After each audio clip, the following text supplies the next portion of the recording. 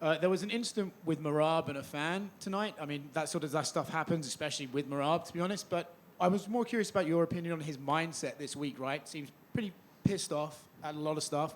Going after Umar yesterday, the press conference, he was freaking out a lot. What do you make of his mindset towards his fight with Umar right now? Yeah, it's actually a great question. I mean, listen, it's already, Merab's that guy.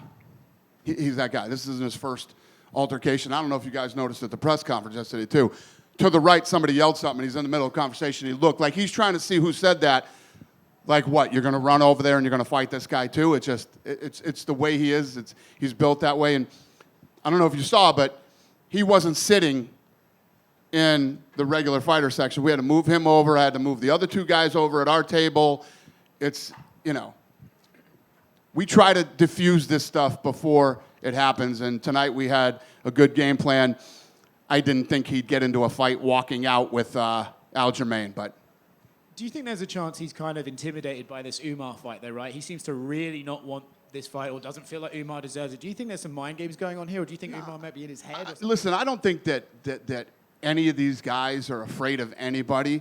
I'm sure there's certain guys they'd rather wait to fight, and, you know, they all have their reasons or whatever, but to say that Merab's fighting people in the fucking stands, okay? Merab would get in a fight in the middle of the fighter section. That's why we moved him over to the left. So I wouldn't say that any of these guys are afraid of anybody or any fight.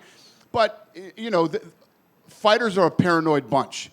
You know, there's always some conspiracy against them, whether it's us or other people. Or we make fights that people want to see.